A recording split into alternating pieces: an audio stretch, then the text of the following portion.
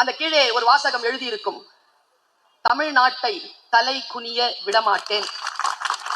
யார் வந்து நின்றாலும் உங்களுக்கு முன்னால் என் தாய் தமிழகத்தின் மக்கள், என் தமிழ்நாட்டின் மக்கள் தலை குனிய மாட்டார்கள். அவர்களை ஒருபோதும் தலை குனிய விடமாட்டேன் என்று சொல்லி நமக்காக முன்னால் நின்று கொண்டு நம்மை பாதுகாக்கக்கூடிய காவல் சாமி.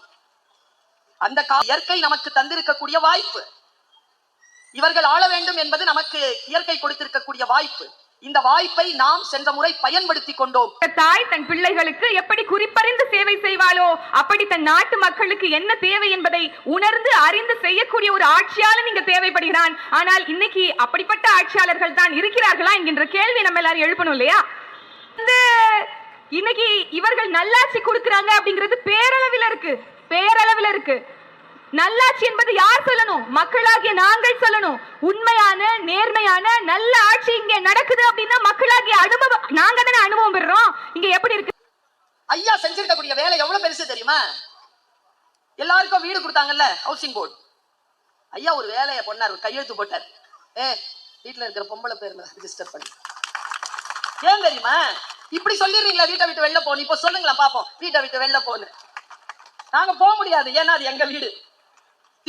அண்ணன் நாசர் அவர்கள் சொன்னார்கள், வெறும் சினிமாவில் நடிக்கிறதுனால தலைமை ஏற்க முடியாதப்பா, உனக்கு பின்னால் ஒரு வரலாறு இருக்க வேண்டும். அந்த வரலாற்றில் நீ களம் இறங்கி களமாடி இருக்க வேண்டும். இந்த மக்களுக்காக சிந்தித்து இருக்க வேண்டும். உனக்காக கொள்கைகள் இருக்க வேண்டும். எங்கள் நலனுக்காக திட்டங்கள் நீ வைத்திருக்க வேண்டும். அப்படி இருந்தால் தானே ஒருவன் தலைவனாக இருக்க முடியும். நம்முடைய வாழ்க்கையின் பண்பாட்டை புரிந்து கொள்ளாமல் தவிக்கக்கூடிய இந்த தலைமுறைக்கு தகுதியான தலைவர் மு.க. ஸ்டாலின் என்கின்ற ஒற்றை மனிதனை தவிர வேறு யாரும் கிடையாது என்பதனை ஒரு பெண்ணாக, ஒரு ஆசிரியராக புரிந்து கொண்டு இதை சொல்லுகிறேன். அவர் கண்கள் பணித்து அவர் சொன்ன வார்த்தை என்ன தெரியுமாயா? பிள்ளைகளே படிச்சுக்கோங்க, மத்ததெல்லாம் நான் பாத்துக்கிறேன். 200க்கு 200 ஜெயிப்போனார்ல, மீதி 34க்கும் நீங்க தான் முதலமைச்சர். எல்லாத்தையும் பார்க்கணும். இவங்க எல்லாரும் ஒரே கட்சி கூட கூட்டணி வைக்கிறாங்களே, இவங்க என்ன நல்லாச்சு கொடுக்குறாங்க? விளம்பரம் தான் அப்படி பண்றாங்க.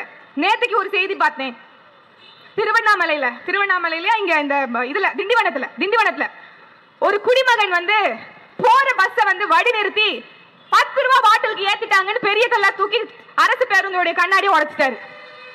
அதற்கு ஒரு தமிழ் தேசிய மகன் கீழே போட்டிருக்கிறாரு, பின்னூட்டமா போட்டிருக்கிறாரு. என்ன போட்டிருக்கிறாரு? அப்பா பஸ், அப்பா சரக்கு, மகன் உடைக்கிறான் அப்படின்னு போட்டிருக்காரு.